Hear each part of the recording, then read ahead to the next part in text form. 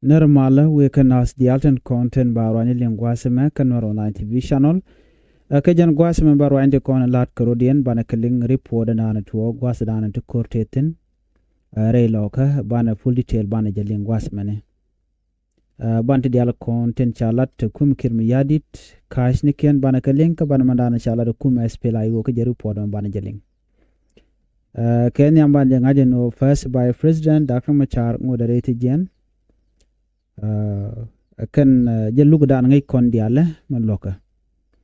kachikir miyadi che gorno da dakma cha dar jelun ko dakma cha ko jala kipala hostage alo gwe jano mishi jas fela yo chi de wede ga chubra yike juba no dar kormo dar jakula kapchong no manichi jandan dini janantama focus ke liute kor tuɔɔk re wike jongle state ngai kon diala kon latka maltin latke kum kirmiyadit ko ba neti kontila GSPLA yo ba widien ba je gerno de kan mal de kananok kangai kondi ala no SPLA yo chamal che lok no kan mal no kan tela mal me de lat me kan first by president kana kondon ala Dr. Machar kan ji kwaren content te kare ti jen kel ga jari pod me bu kon linga gwa ke lode kenyam no bana men chalat gwa same Lampol Gabriel bana jeling Lampol Gabriel charwach take riet mugwa michetup ka kama jang den konen te bor kulne Lampol Gabriel jaram da la spokesperson ko kuma SPLA yo jaram da nan la roch ka la lere ka ku dechka ka tin kon lat korodien kenyam ban madana chalat gwasame ban jeling chalado wonene jeno kuma SPLA yo Läär kan bor community Läär kan tesloach ko chikan ngani dinka bor community no chikana kapchon ko chikan bo kor ke kan korean mat ka kuma SPLA maji man tepin kirmi yadit ko chikan kor mitela mananga tin chikan dewoter ankore me kor magangane kom kirmi yadit keja kama lat ke kuma SPLA ayo o de widara te kamal de kuin kwa de jela de George de la de gwa de ramdan la kuera no kane dia de wi kwam lo de randera dara kwa dara ja kwanya lajen dino chikir mi yadi cheja gor ajen mu kuyen la nena tamba chikir mi yadi che mobilization che jawalat che kol manyang juk che jak dor shal ka mobur ka jongle roy ke bor community dino chi bor community chiken rejak ano chiken kuma kir mi yadi chiken be gor neme yakir miyadit kan jan kol manyang juga netin ko ken wene ka Michael Makoilwes yaro jen jaga jajet kora tuoga re wike jongle state ka jodan chalat kol na Lampol Gabriel jan kora me ci kor kam dore jan kora me ci kor kam Nueri kan jang ci kor kam jane kan Nueri ye kor kam tani kana Nueri kashi kor kam Nueri kana netik shal kato imurle kor me kor kam SPLA yo tela dine kana dine SPLA maji kujamo lar kuma SPLA yo en wonene telo dien ka dinga bur community ko chikan gat kin kan ga kablo chikan bo kor ka chol kan jiso Sudan dial ala all communities Ray wike so Sudan kelio jogja SPLA ayo ka en wonena ganga gat kun kichi we kor mo wala na kirmi yadi dikaten kor me che goro brand beliu lora banka ya kula te garundang de tin pinde kirmi yadi dikatel mala de kaya tele ye salaries ter nungum nang je kor Jindesh National ki de jasas PDF mtedi ngum mtedi kati gurundi altele ji yo to kabe kwa ile ben moy ke yo ntama ka jan gwase mem ci korche ben ka gwase dan ya yengi yendi al yende ni asas PDF GSPLA yo neri konentetin ji Equatoria jankan Nueri ki dorin kokien wene ga tet kor ter kename kene kon chung la SPLIO chicken tere yo tel yo ya kam ke ko kan tel ke salary te cap kan ke tel ke yo cap kan ke jet kan mente de ni SSPDF tel ke uniform no ba te cap kan ke jet kan mente de ni SSPDF de ni SSPDF ne kon en mitten kan ne kon la kwar ken chu ne ko ken tel la de ni ko ken tel me je kan ke top leader ke top general li kan ne kon je ga met ku ken gad tien ku kan la jakor ku ga nyen ke dine ko kon SPLIO ka tel makam go chia mana ken changa ken ke kujamo yen all communities re wi ke so Sudan ka jo dana cha tup ko ne lampol Gabriel jeno ka ba gat kun ka chiro ates ke ya ko sia gat kun sia bun nang re koreme gor kono bana so Sudan bana ja ka win mo gwa ba ben ka do ba dana gor kon diale ba wrong ideology ete ke kirmi yadi do ba je kapchong na me ripon mishalat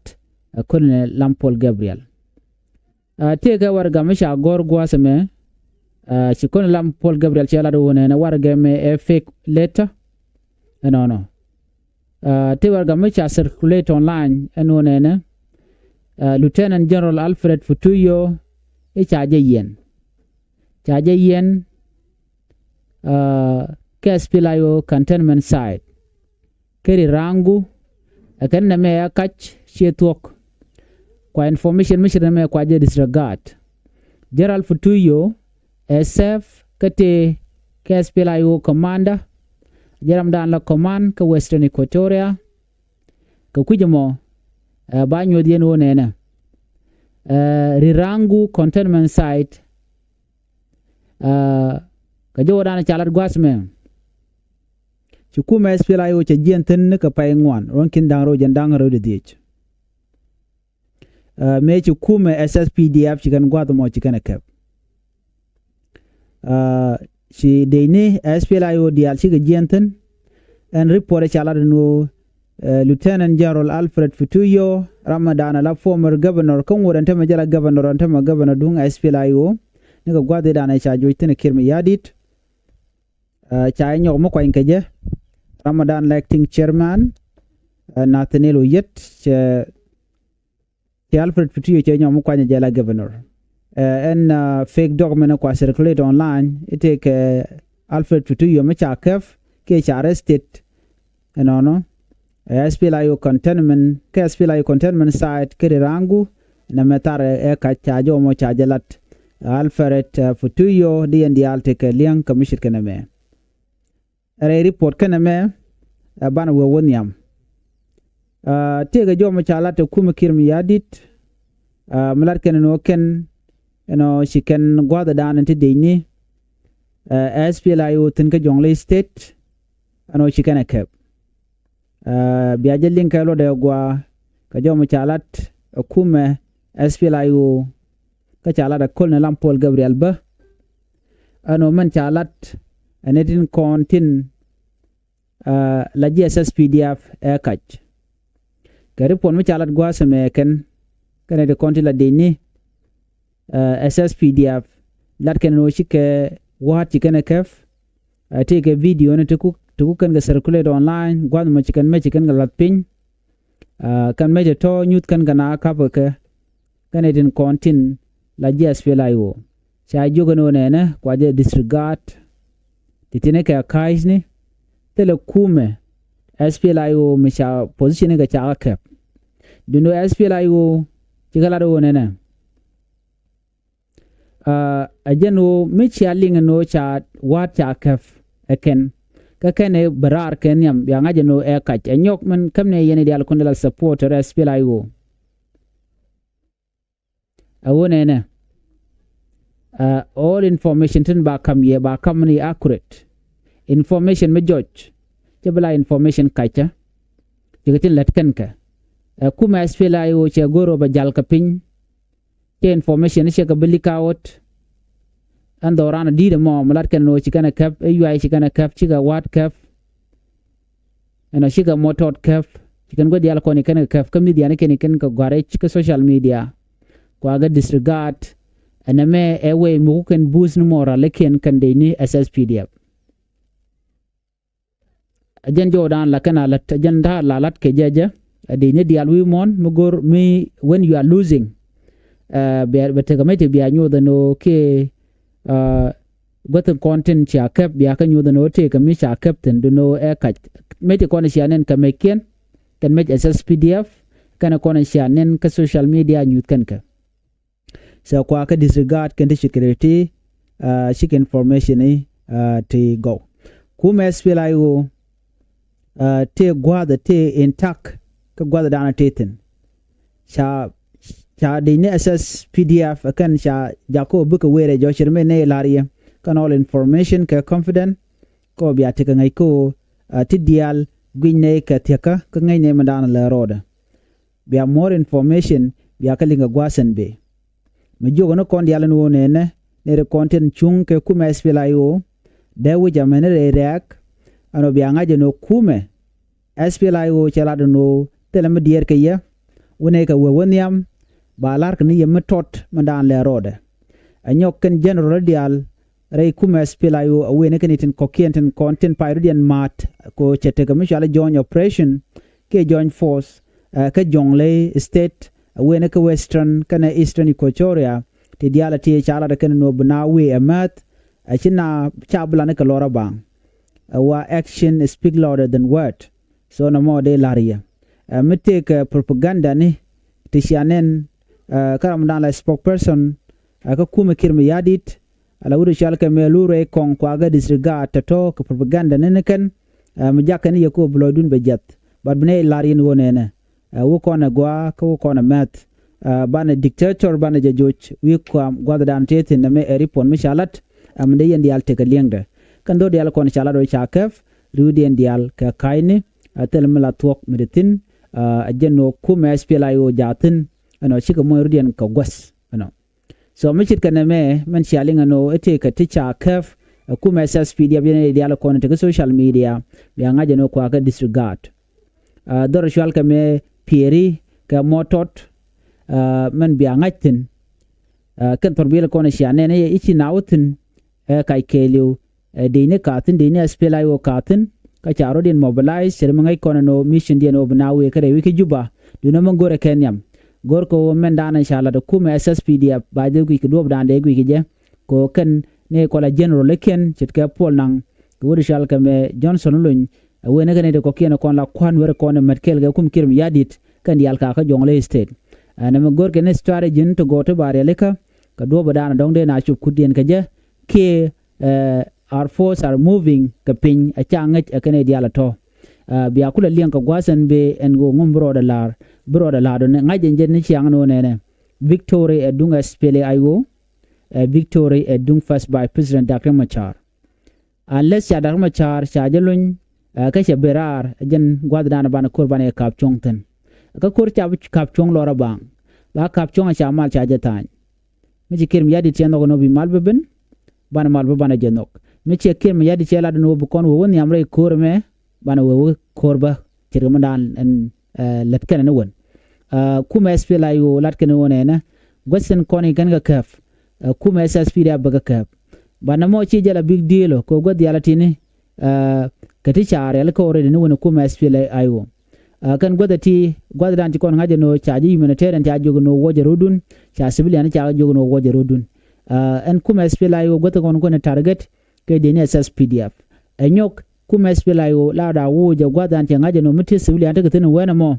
baro da woje mat ka tactic mitel manyo yat katen ko kan de ne SSPDF kon lingen no chi chubre wich re loka ke ka lo no lan tel man mi kana yot la nang ne kare jamat ba ku lo nyoko mi jige ke ka kore ka biya ko link katen kon lat ko din ga gwasen be report den cha nyoko lat gwaseme report den cha nyoko lat ka gwaseme mi jira memo mi la ran kume SSPDF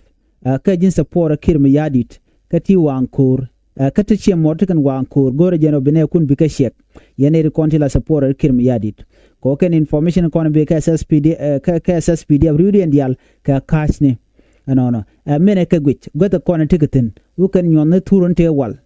te chi kan ka nyot anyok nyut kan me te chi tila meken tila kan ko lang ka bukan galat gwaskel ba ga tur ba we ke nyin de ne SPLIO kan tele ka me de kan ga ban pin first of all no gwade dan la me kien kon te ke ano ronken ke agor kana ta menni meti kana kep ke de ni kume SSPDF kan dial ano kapa jun me ci kon linga gwasidan ci kan ga nangan panken jel kan ga kel ci me de ban pin kume SPLA yo gor na match tel gwam der minder majder ka abandon kaje anyo kume SPLA yo la jene kan kume kir me yadi de kan na ben ke tactic withdrawal adoba dien me de kan kume de kan SPLA yo de kan ju ke jamone te diala ti bi ngaje no tilat ke lure kong ke propaganda ne me kume SPLA yo katin no amano dien da la bogo dana shiga bogo je no kan de ni kir me yadi la de ni SSPDF karen yali ren yalten kon tin ci bok re shaling yes ci ren yali shiga bok ci ne ngwan cha mu ka bot ba teram ci tesnien ano ka je report ande ne kamye kume kir mi yadi ne re kon bogo right now ci bong de ni SPLA ayo bogani ne re kon tila civiliani ordinary people ci ka gat dong kane diala koken nyot kan jeno de loch ji SPLA yo der kule jek ko de na kula lu joke jok ka kuma SPLA yo kan ngogo no nene ala bna we gwada dan en tetari en tetin ka de dialati jen gwada na bajo ryoktin ka bajo kapchungtin so tele mo goro banan yen kaje so jo me da la mo dong de yeneling another report kanetin kontela de SPLA yo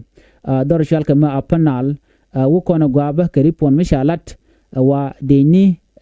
SPLA yo kene Nuer wai army katin bajel ke mol ko ken ba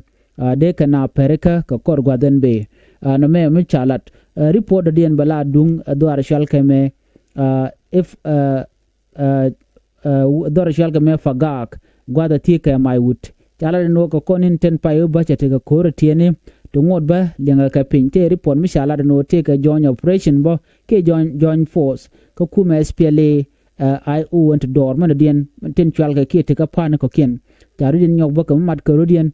ko de kan dor chal ko mo fagag bo de kan ka ne me le ro den tema kan go dial ko ken tin de ni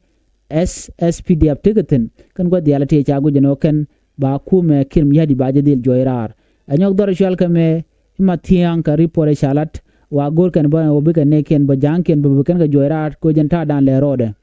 mishi bor mishi pan tema a charge ke be ne SPLA yo telecom option adien then obana move to Juba kabana all the areas and content cha kef ketin kon de ne SSPDF tin kan di albana ka clear out re Nuerland ke liu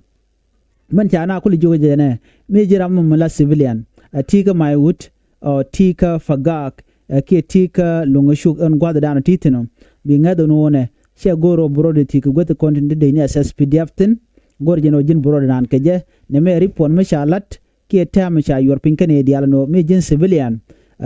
bi goro broad watch ko kan de ne la kor cha kamra rode ne de nyen ci ga hali kane de ne de nyen ke de ne kan de ne mi ci jiram mo la de gor jeno god yala content yenten bi adun del waitin as long as jiram mo mala just support region kashi jinde kati god content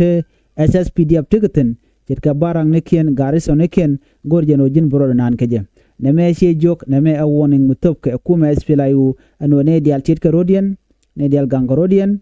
ko do badan dong de ran der survive ko je at this time ko right now ne ko no woike ne dictator wuri shalga me kirmi yadit another report chi deni chop ka 950 shiga defect SSPDF ano dor shalka ma apanal dor shalka Läär county ki unit state 950